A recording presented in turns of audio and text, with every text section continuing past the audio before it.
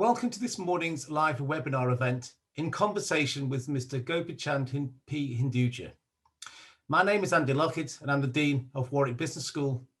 I'm delighted that you've been asked to step in for the Vice Chancellor Stuart Croft, who unfortunately is unavailable this morning, and to host this conversation with Mr. Hinduja. Thank you all for joining us this morning. Our audience today is a mix of alumni, staff, students and friends from across the world. Thanks to those of you who have submitted your questions in advance, which have been used to guide our conversation today. We will aim to take some live questions from the audience at the end of our discussion, time permitting, so please use the Q&A function to submit your questions. We have some colleagues on hand from our Enterprise and Innovation team to help signpost our resources if required. So now to our speaker today. Fondly known as GP in business circles, Gopichandh is one of the most successful business leaders in both the UK and India. With decades of experience, intelligent investment and disciplined growth, GP and his brothers Srichand, Prakash and Ashok have masterminded the group's transformation from an Indo-Middle East trading operation into a multi-billion-dollar privately owned transnational conglomerate.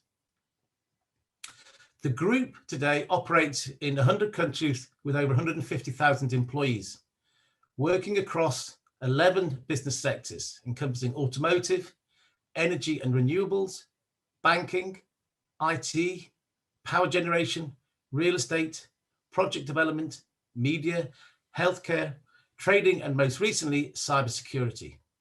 GP, it's a pleasure to meet you this morning. Thank you for inviting me and giving me this opportunity to talk about my experiences. I am uneducated and not a professional at all. And I started my life with a lot of difficulties and challenges. And that is what really made me successful. And I am always of the view that whenever there are difficulties and challenges, if you have faith in yourself, if you have courage in yourself, you can always be successful. I don't know, from the very young age, I always used to believe next to impossible is only possible.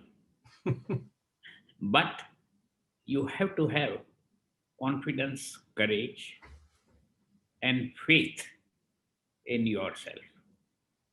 And you should not have any vengeance to anyone.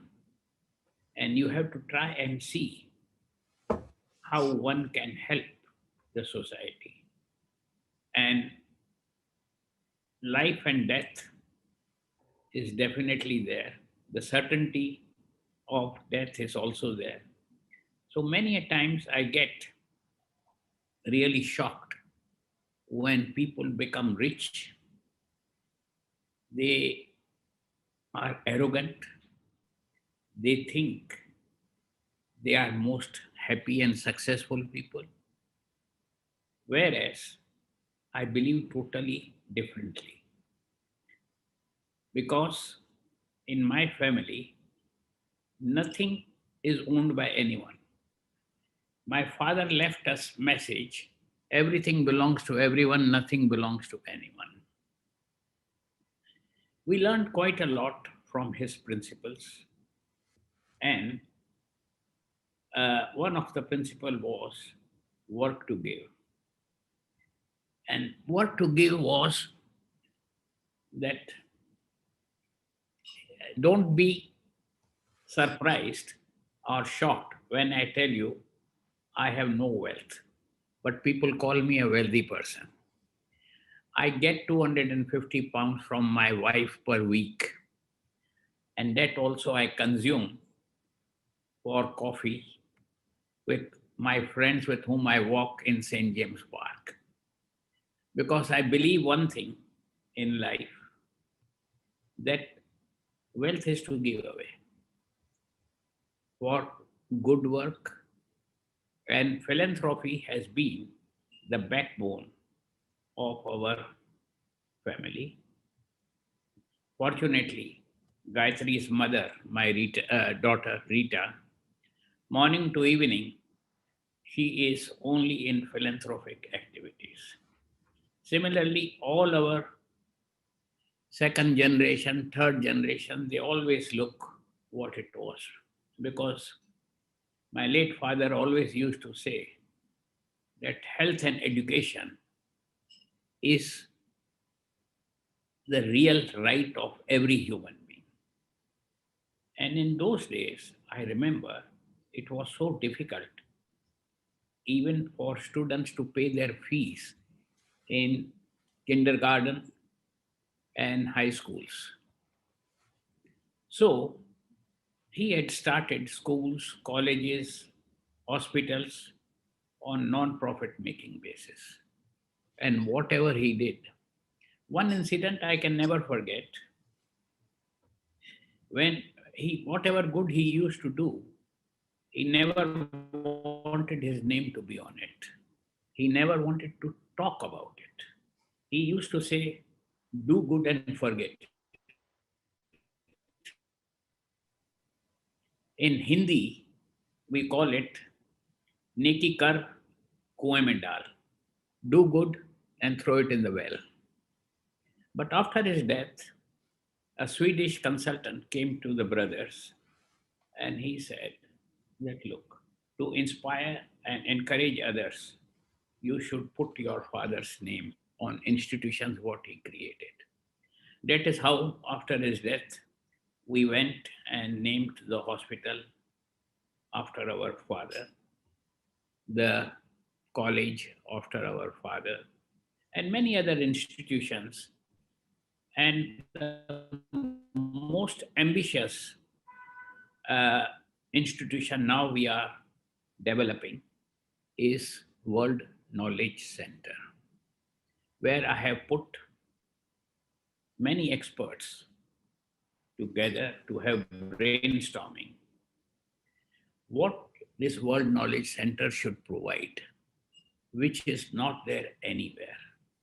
And for that, I would really love to see if Warwick University can also provide their thoughts and ideas. We have a land bank of over £1.5 billion, which we have given it for this purpose.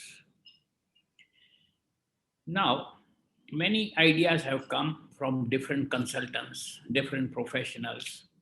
Some say go in health, some say go in education, some say just have scientists. So we are at the stage of working what will be good for the world. Now, in this way, we have done number of things which keep on happening, and we always keeps our eyes and ears open for opportunities to come. So many a times I start thinking why we should do this. But then it reminds me of my late father. He always said, work to give. And that always gave us happiness. The rest of the happiness are temporary. And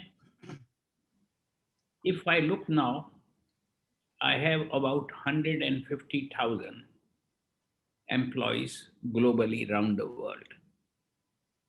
Now they are all professionals.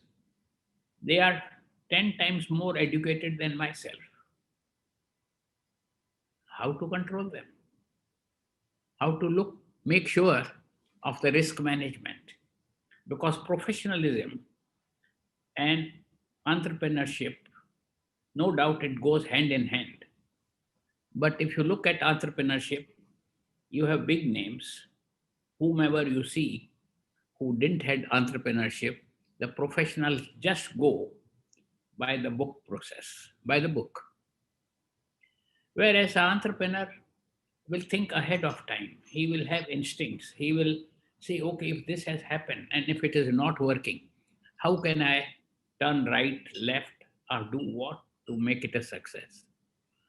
So Andy, I will leave it to you to put any type of questions you want.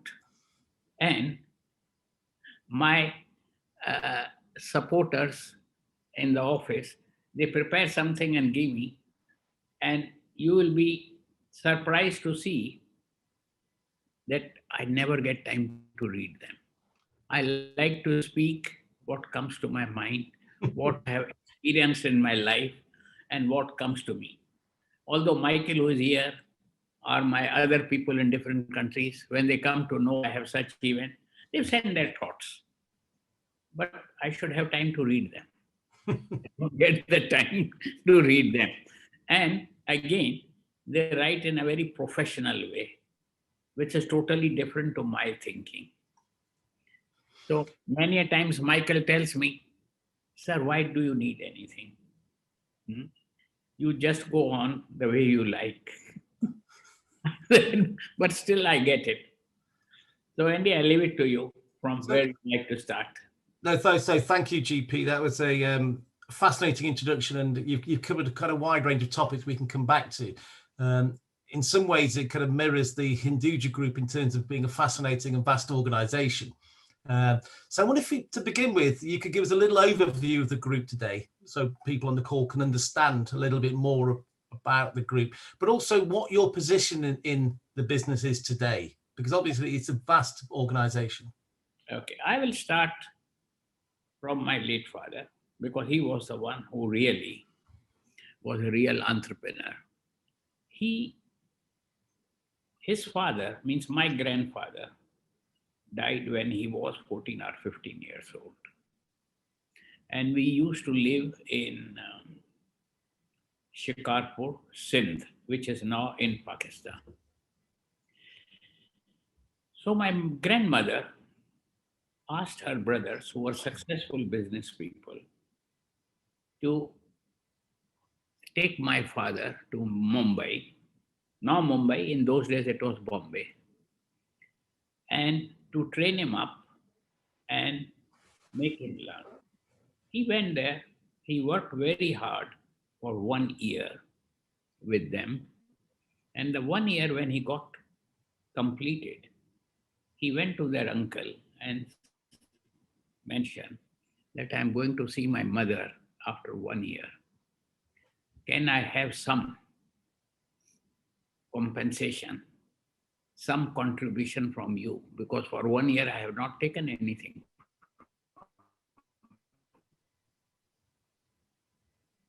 So they were laughing at him.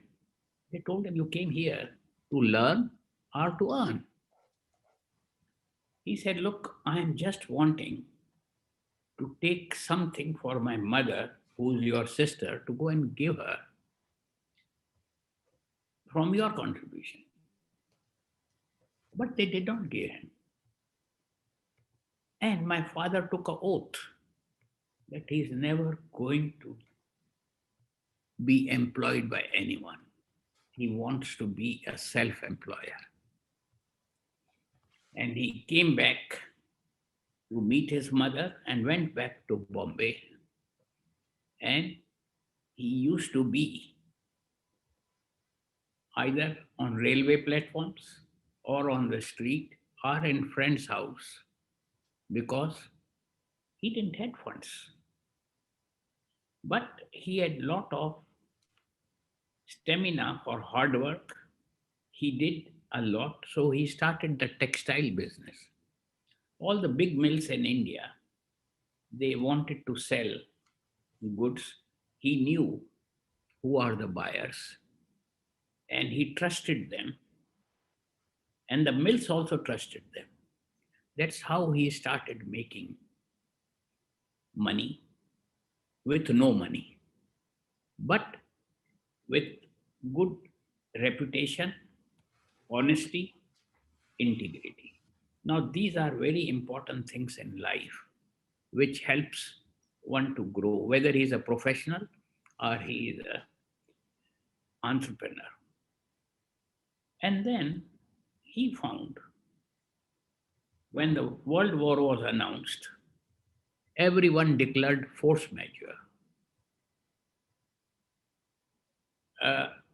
He decided not to declare force majeure. And he went on the wooden bars, crossed the Indian Ocean to Iran, south of Iran. I think he was the first Indian to be there, and he was a strict vegetarian. In those days, in Islamic countries, they hardly understood what is vegetarianism. Maximum you could get potatoes or tomatoes or brinjal, nothing more. When he landed there, he went to different customers to see if he could sell the textiles which he had committed to the mill owners in India, when others had also declared force majeure. He had sent his one brother to Karachi, one brother to Afghanistan. They made a big fuss of him that he's an Indian, he will never honor his commitments, and whatever commitments the buyers do with him, they will never get the goods. So my father found it difficult, but he told all of them, fine, I'll get you the goods. Once I give you the goods, then you pay me. And he started selling goods at half the price. Half the price of what the competitors were selling, because they were selling at 400%, 500% profit. In those days, system was difficult. And all the competitors came to him to join the cartel. He said, nothing doing. I'm very happy. On 1 rupee, if I am making 4 rupees, 3 rupees, I am more than happy. So in this way, not only he consumed all his textiles, but even the textiles which were not picked up by the other buyers in India, he did it. So he started with textiles, tea, jute goods, and he always believed in one thing. When I was 17 years old, I was in college. I was in my second year. And he told me, my dear son, education is good, but you have basic education. I used to attend the college from 7 in the morning to 11. From 11, I used to rush to the office from 10:30 to 8. And you will be surprised, up to the age of 47 years, I never took any one holiday, not even on Saturday and Sunday. And my objective was one, that I have to be something successful, but not for myself, but to give away. And at the age of 47, one day, I was at a reception. I suddenly found my head was going round. And I rushed home. The doctor came and he told him, GP, you're stupid. You don't take a break, you don't relax, and that's why all this is happening to you. So, have a break, but still, after a day or two, I was back on same thing. But then I found it difficult. I went to Tel Aviv. This was a professor who looked after the famous British Prime Minister. I'm just trying to remember his name. And he told me one thing, GP, if your wife is here, well and good. Otherwise, take a girlfriend, take a car, and keep on driving for 15 days. Forget the city. Come after 15 days to me, and I will check you. Because he said the break is necessary. The relaxation is necessary, and weekends you have not enjoyed. Even when I married, I went only 3 days before my wedding date to we got married. And in those days, it was the arranged marriages. And whatever parents decide, we used to agree to it.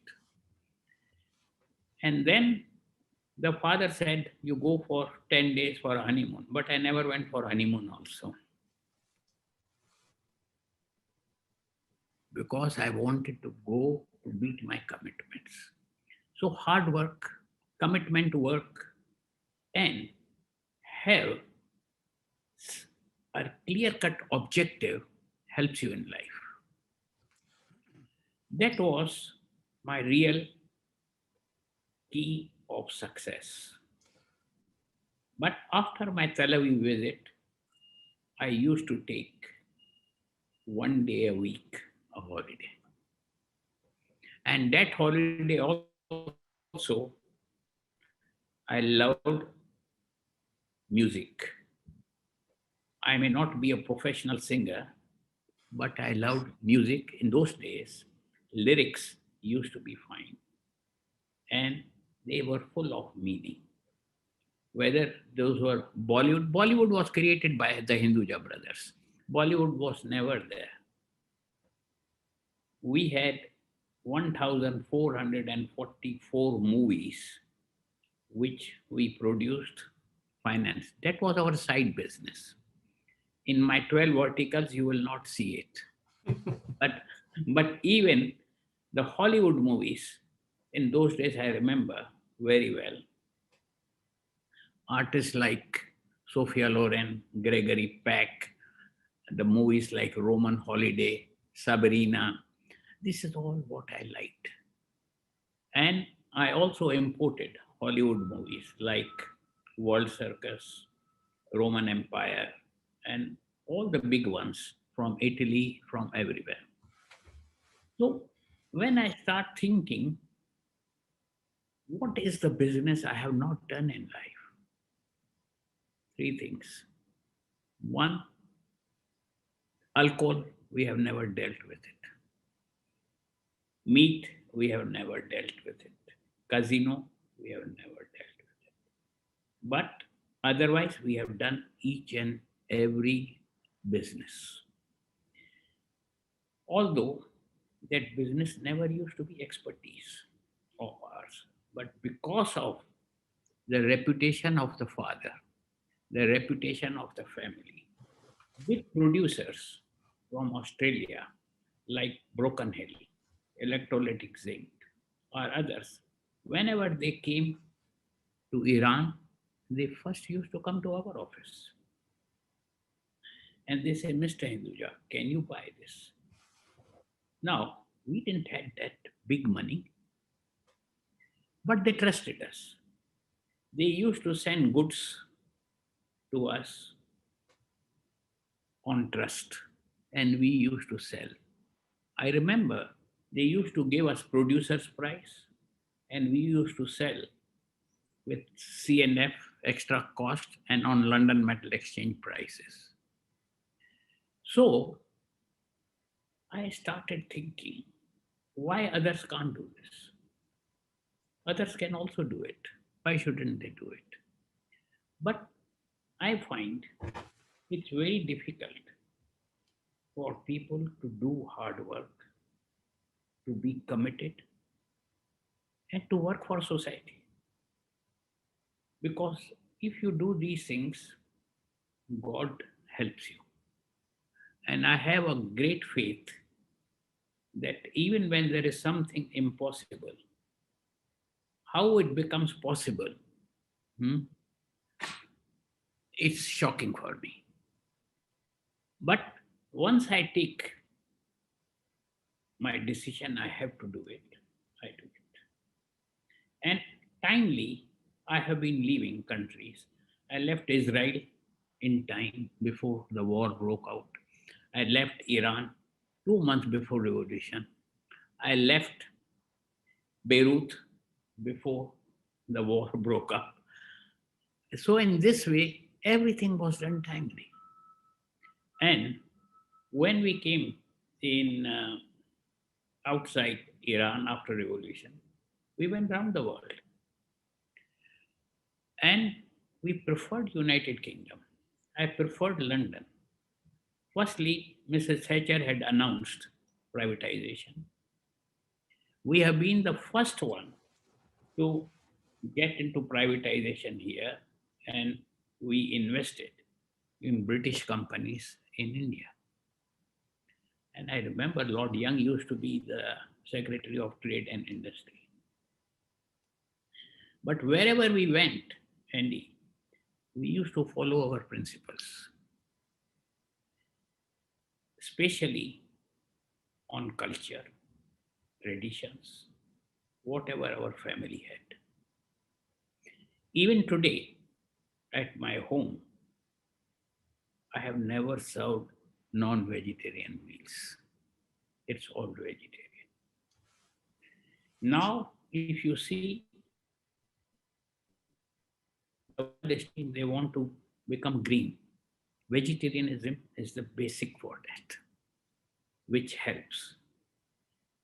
So we kept on going in different verticals. We were the first one to acquire Leyland. We were the first one to acquire Gulf oil. There was anything, good opportunities came. We were successful in doing it. Although that was not our sector, we never understood that sector. We were the first Indians who got the license to start the bank in Switzerland, because there was no reciprocity arrangement between India and Switzerland. But because we were UK residents, the regulator in Switzerland said, if Bank of England gives you a good certificate, we will accept you. And at that time, when we approached the governor here of Bank of England, they immediately provided us. And in this way, Andy, there are many stories. I can keep on going for hours and hours. But I can only say a few things which can be useful for the students, that prayer might not change things, but it is sure to change you. My greatest learning, nothing is impossible. Next to impossible is possible. Second is, revenge never leaves you happy. Revenge never leaves you happy. It leaves you empty and embittered. Therefore, never retaliate, but forgive and forget. Whoever has the sense of forgiving and forgetting is really a great person. Yeah. Then I also thought, when God closes one door, he has already opened another window. One should not get disappointed.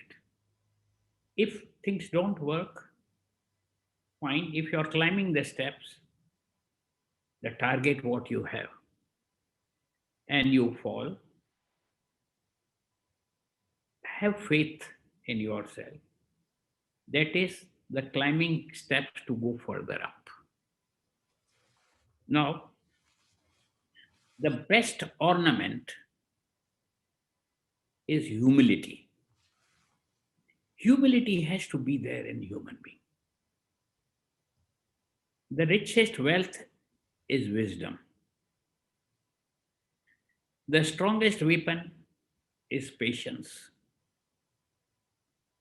The best security is faith. And the best tonic is laughter. You should have laughter. I'm glad to see, Andy, you're laughing. No, I'm smiling now. It's fascinating from what you've talked about. It's so clear the importance of the enduring values of the organisation, which was set by your father and the family, and how they've endured over time. And as you've spoken about many different vertical sectors, but also different countries, all of which have seen dramatic change over time. And I think over the last probably 24, 36 months, we've seen some quite dramatic change in the world. In particular, if I think of the UK, the two things we're probably more tired of talking about is Brexit and COVID more than anything else, which have dominated the news. So given the past year, I'd be interested to how you and the Hinduja group have adapted to those challenges, because obviously these are huge global challenges, particularly COVID. You see, in past, we have seen Spanish flu, we have seen World War I, we have seen World War II, we have seen plague, also flu when it came in. Now, these are all pandemics which keep on coming. Similarly, when this came in, people were disappointed. But if you look at the positive side of it, that how the working style has changed. Take a simple example of me. When I used to attend the office, I used to have 7 or 8 assistants as secretaries, as executive assistants, who practically used to do everything for me, and they used to come only to take my yes or no, or any directions or anything else. But since last 1 year, we have been isolated. I have learned how to work with Zoom. I have learned technologically how to go. We started new 11 technology companies. So everything what goes wrong, there is something better behind it. But where I feel sorry are the people, are their family members when they die. Now, again, the strong faith I have, the death is not in anybody's hand. It is forewritten ahead of time when a human being has to go. But many countries, take an example, India, they achieved quite a lot, and totally coronavirus had disappeared. And the wave has again come in a big way. Now, why did this come?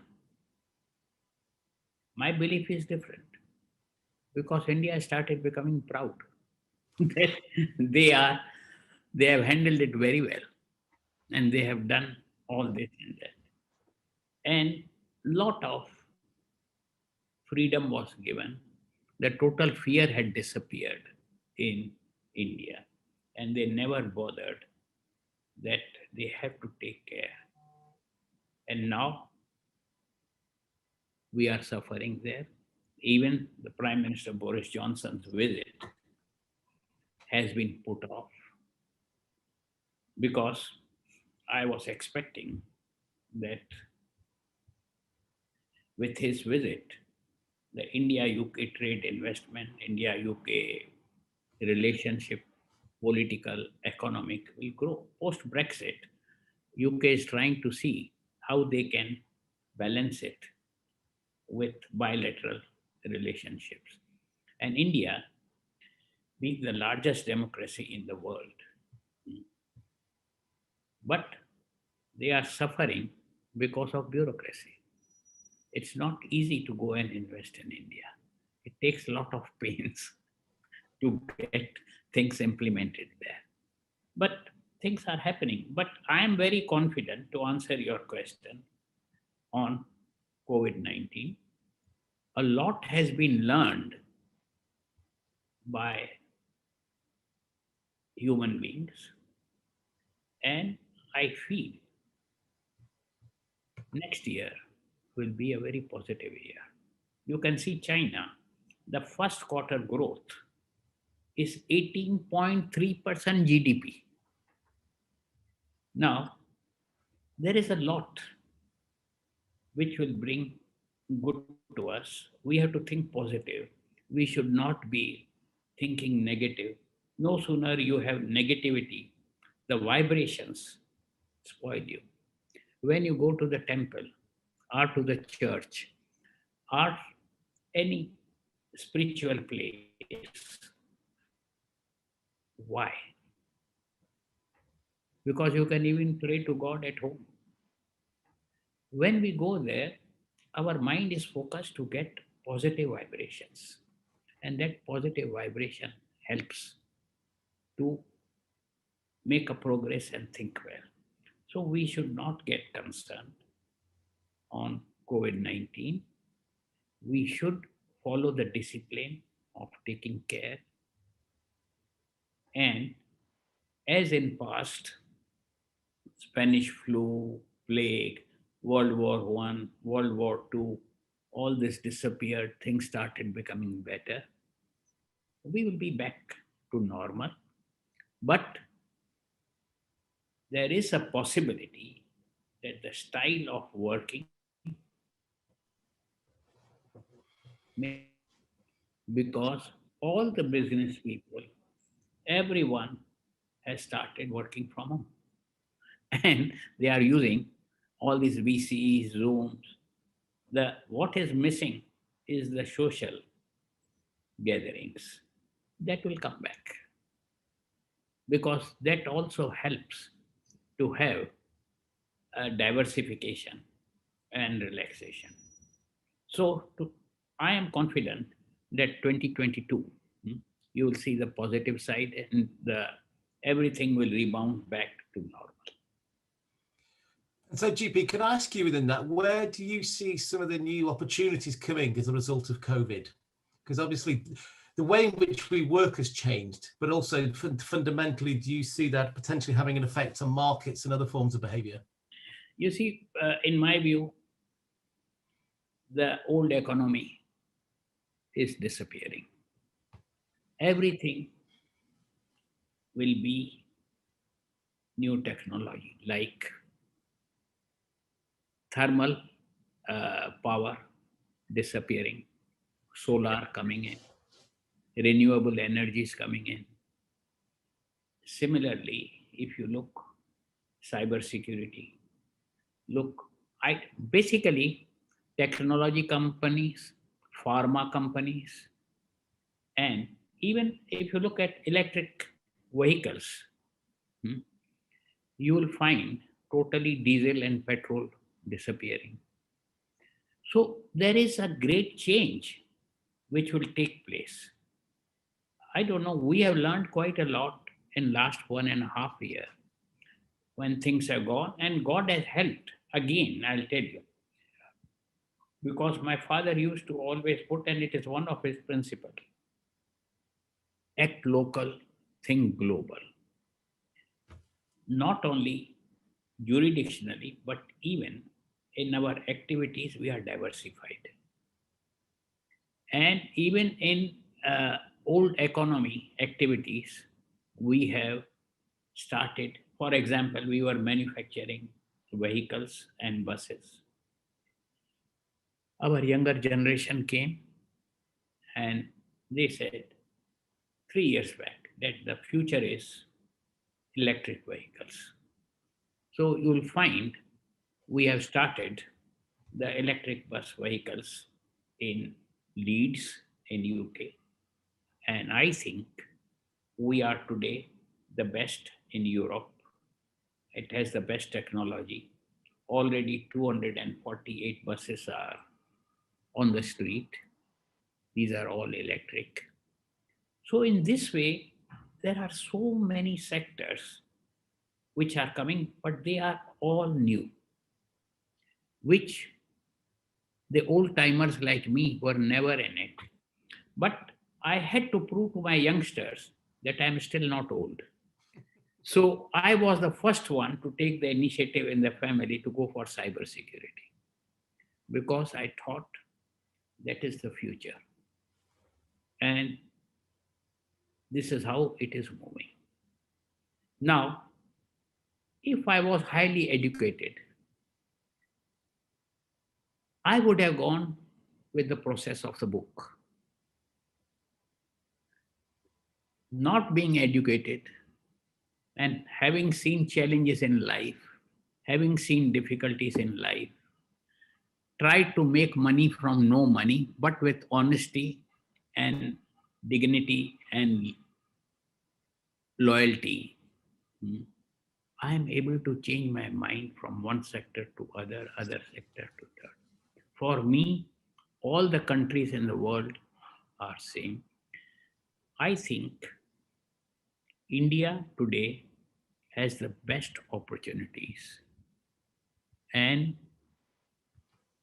could be in next 10 years either the second largest economy or the third largest economy in the world, because Indians are talented, but they were in difficulties. Today you look at Israelis, why have they become experts in technology? Because they had to suffer quite a lot after the World War. So whenever there are difficulties, challenges, believe me, this gives you a success. It gives you new thinkings, provided you're committed to it. If you're not committed, and if you say, oh, that's my bad luck. Now, what is bad luck?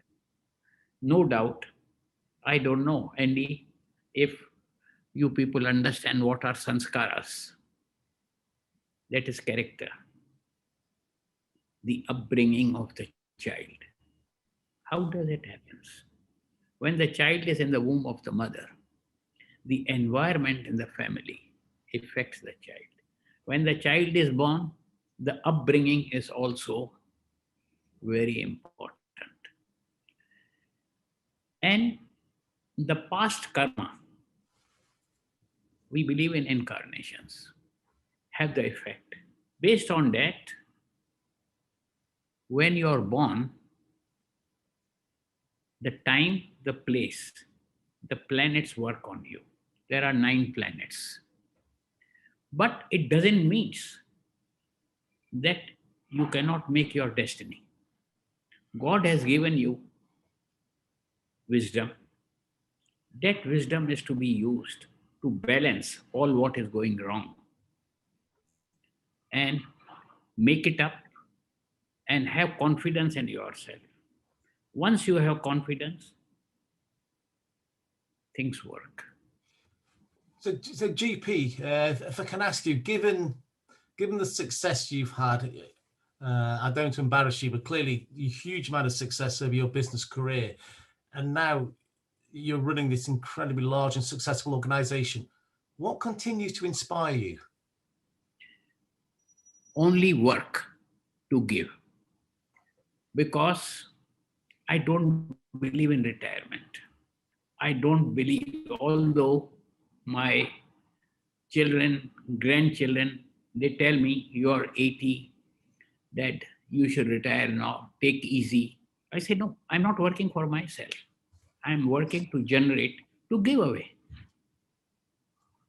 Today, you take any institutions, whether it is in UK, USA, Europe, Africa, even in climate change. We have been the first one in Monaco with Prince Albert Climate Change Committee. So going back, what is inspiring me is to keep on working till the end of my life. And that also not for myself, to give away. At the time of COVID-19, one hospital of the wing, we said it's only meant for COVID-19 people to see what best we can do. Feeding the poor people went automatically. And God helps at that time. My daughter helped, she in 22 states, in African countries, even in UK, wherever we found any need was there. We supported the Imperial College, we supported many different institutions who were trying to either develop a vaccine or trying to see what best they could do. So, I don't know, Andy, maybe we are totally different to the rest of the business houses, but treat always our staff as part of our tenderly. We have never treated them. And you'll be surprised. I have people with me working for last 50 years, 45 years, 40 years. I never asked them to retire because they have been the pillars of the organization and they have within themselves the culture and the knowledge of the family. I know if you go in a professionalized organization, age 60, retirement, 61, although the individual may have stamina and strength to work, but he has to retire. Now, these are all different things. I don't know in Warwick if you have any such education to be given to the students that they should never think of retirement. They should always see retirement is only once when you are gone from the world. And indeed, you yourself are an entrepreneur. Yourself, I am told that from the first 50 on technology, you are one of them. You are entrepreneur from the top 100 in the world. So it's very difficult for me to deal with you or answer your questions, but I'm just giving you from my experience what I have. No, GP, thank you, man. And I think that that sense of purpose, as someone who's taught entrepreneurship and has spent a lot of time researching the behavior of entrepreneurs, that sense of purpose is really, really important to them. A lot of people misunderstand entrepreneurs as first and foremost being motivated by money. And actually, the vast majority of entrepreneurs I speak to are those which are motivated not by money. Money may follow, but it isn't the primary motivation. They want to do interesting things. They want to do things for non-pecuniary reasons. And so I think your story there is absolutely fascinating and very, very moving. I'm just conscious of time. We've had some really interesting questions. I don't want to hog all the questions as well, because clearly I have the good fortune of being able to ask you questions directly, but there's some questions from some of the audience. One interesting question is that I'll welcome them. Thank you. Is, can you recommend a book which is for people to read that has changed your life and had a big impact on you? Will you please repeat? So can you recommend a book that is something which has changed your life? Any particular book you've read where you thought this has really changed my interpretation of the world, made me reflect, or in any way? Let me tell you, I never had time to read many books. I am a bottom line person. I start with the beginning, I go to the center and to the end. And the book which really helped me was of Vivekananda, where he said, destiny is in your hand.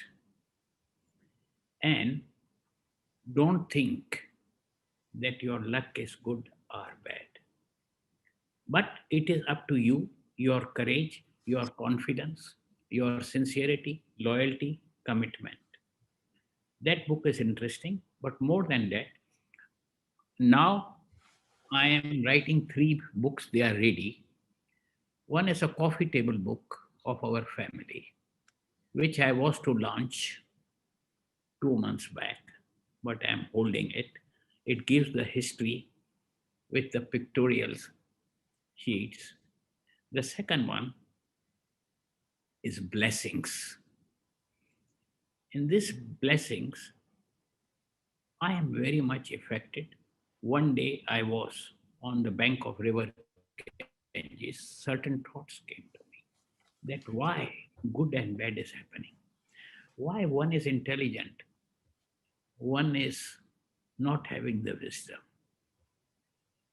So what I will do, I will send you few these blessings books. And from there, I have now completed the second blessing book, because the first one was very much appreciated by my friends, family. they have been keeping it in their prayer rooms also. And the third one is the most difficult one. I am worried that some may even hate me. I am saying all religions are man-made. Whether it is Christianity, whether it is Hinduism, whether it is Buddhism, Jainism, Sikhism, Chineseism, anything what you take, the bottom line and the end of that is what? Love and truth has to be there. The God is same, but different prophets came in and they started making their own story. Now, my objective is to see that book is ready, that how the launching has to take place. I'm in the getting endorsed from the head of Islamic, but then I'm in a difficulty. Today, who's head of Islam? Can you tell me, Andy? Can you help me? I can't help you on that one. Okay. If I have to go to the head of Hinduism, Hinduism is not a religion. Sanatan Dharma is the religion. Hinduism is the tradition and culture. Similarly, if you go on each and every religion into the depth, I find myself in difficulty, but the book is completed. I also approached Archbishop of Canterbury for an endorsement and the Minister of Multi-Faith. I remember in 2000, when Tony Blair was the Prime Minister, we were the first one to start on this multicultural faiths. And I remember we contributed £6 million to have it in Olympic presentation of it, along with the paintings of all religions and saints. And then I found the heads of some religions came to us and to the Prime Minister that this is wrong. It should be done by everyone. Why only the Hindujas should contribute? So I said, God bless you. All of you come in. So I got further £5 million. I saved £5 million and it went. So in this way, things keep on happening. But the book which inspired me was of Vivekananda, where I got confidence on the destiny. Good. And second is, all these books now I start, but I don't get time to complete them.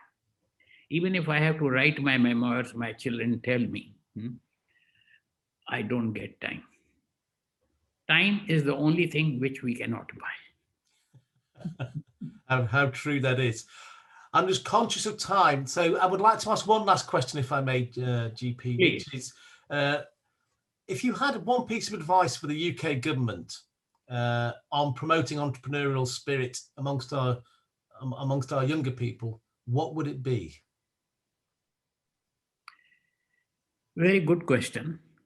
It's a question from the audience. Yeah, you're the boss of entrepreneurship. You're asking from someone who is uneducated, but Well, from my experience, yes. if I understood well, your question is what the British government should do Yes. to develop more entrepreneurship. Am Yes. That's right. I okay? For them, would have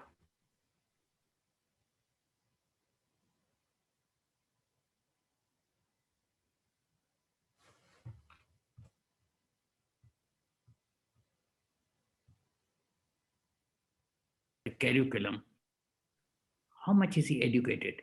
He's from Warwick University. He's from Oxford. He's from Cambridge. No, you have to look at the talent of the person. And I have found many talented people who are not even well educated, but their delivery and their result is much better. So for that, the British government should come up with some encouragements. Now, I was selected last week in the advisory committee of Indo-UK bilateral. What should be done? Because the Prime Minister was going. I wrote down 3 pages. And I said, look, India and UK can become the best partners in the world because there is so much commonality. If you look at the law, if you look at the culture, British people understand Indian culture, Indian understand British culture. And there is so much of technologies, there is so much of talent in India. So it is reciprocity which is helping. But what is really killing, if you don't mind, I will tell you, is bureaucracy. But again, bureaucracy is also supporting and helping. When you don't have good politicians running the country, bureaucracy is helping to protect the country. So all these things are there. But your question is very good. Your audience question is excellent. There should be encouragement and inspiration from the government for entrepreneurs, which today it's not there. Well, GP, all I can say is that your story yourself and what you've told us this morning, I'm sure will inspire all those on the call as a call to arms to become more entrepreneurial, because I entirely agree. I think talent is distributed, and it's the important thing is trying to empower as many people as possible to make the most of their talents. I can only tell you, I was in a school, 5 or 6 grades, classes I did. And then my father had a school and college, and they said, oh, why your sons are going to different school? If your school is good, why don't they come there? So I had to leave that school. I went to that school. And then my good or bad habit was, whenever the homework used to be given on the blackboard, by the time the professor or teacher, they used to write, I used to complete the answers on the notebook and leave the class by handing over the answers to the teacher. I never used to keep anything pending. And then when the results used to come, oh my dear, all my class friends and the one who was second and third, they say, oh, he is the owner of the school, he is the owner of the college, that's why he's standing number 1. So what should I reply to them? And when the university exams came, there I told my friends that, look, this is not my father's university. What do you expect? And they were surprised to see me in distinctions. But I never used to read. Whenever I went in the schools, college, or exams, I just used to write what came to me. So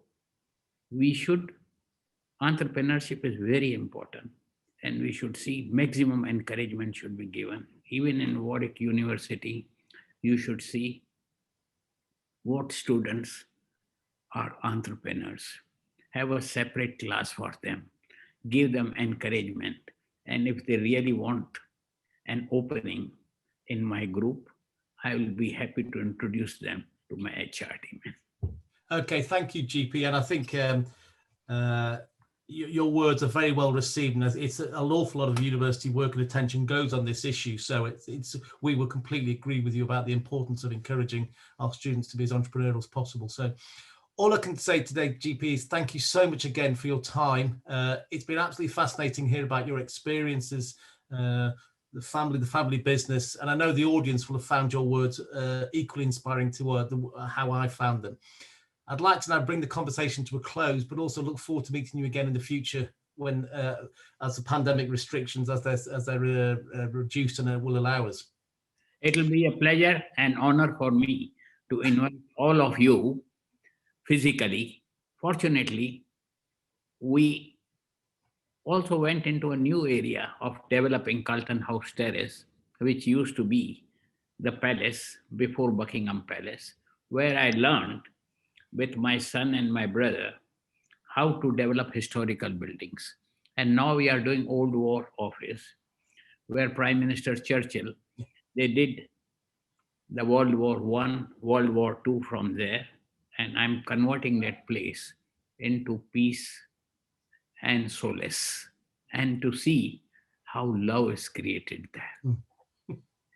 And next year in summer, I have the very big courtyard. I will invite all of you with your students. Oh, that would be fantastic. No, thank you so much for your kind invitation.